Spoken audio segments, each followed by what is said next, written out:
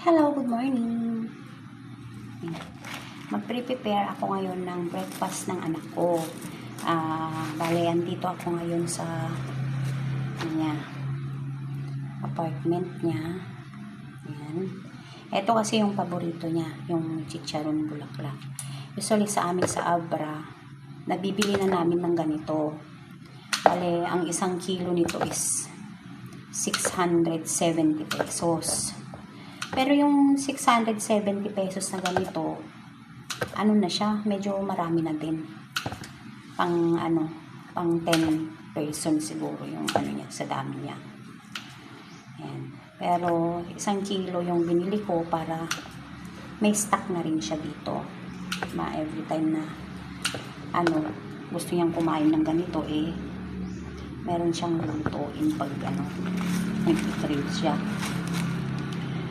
Doon sa amin kasi sa Abra, ang mga delicacy namin doon, masarap talaga yung bagnet. Kung naririnig niyo yung the word bagnet, ito yun. Ganyan, yung crunchy niya. So, ang gagawin ko na lang, i-reheat ko na lang siya. Pero before ni i-reheat ko mga to, para mas masarap lalo, nilalagyan ko siya ng konting asin pa. Ganon. May lasa na nito actually, lalo na pag inano mo sa kamatis tsaka bagoong at the same time pero para mas malasa pa rin, pinadagdagan ko pa rin ng konting bagoong at magic sarap or kung anong meron dyan, betchin kung pwede rin, ganun. Kung hindi kayo masyadong maselan sa ng pagkapin ng betchin, pwede rin ng betchin, ganun. Ayan.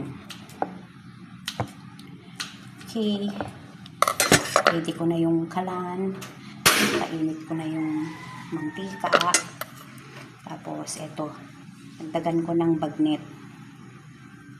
Breakfast namin, mag-stay kami dito hanggang tomorrow para banding na rin namin kasi hindi kasi siya nakakauwi.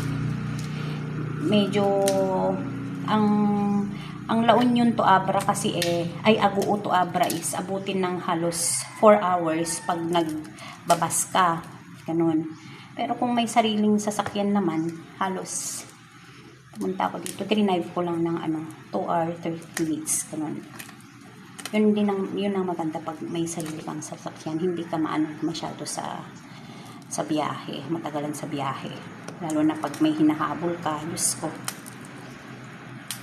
Bilis lang.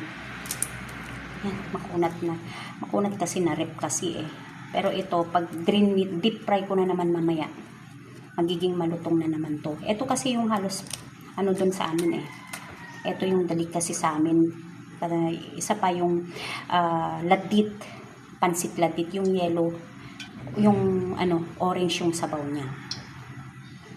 I-ano ko pa muna, magluto ako, medyo sensitive kasi siya pag tumatalsik yung mantika. Yan. Ito, luto na siya. Bale, deep fry yung ginawa ko. Hindi ko na binidyo kasi tumatalsik siya. Tapos, nagluto yung manugang ko ng patatim kagabi. Medyo marami kasi yung pinaluto ko para yung iba, stock ng anak ko para i-reheat na lang niya kung sakali. Tsaka eto, binabad ko sa soy sauce. Tsaka bawang din, prinito ko siya para may stock siya. Kasi hindi po kasi siya nagluluto ng ulam niya. Puros lang. Luto sa labas. Ganon. Lutong bahay naman ngayon na mga paborito niya yung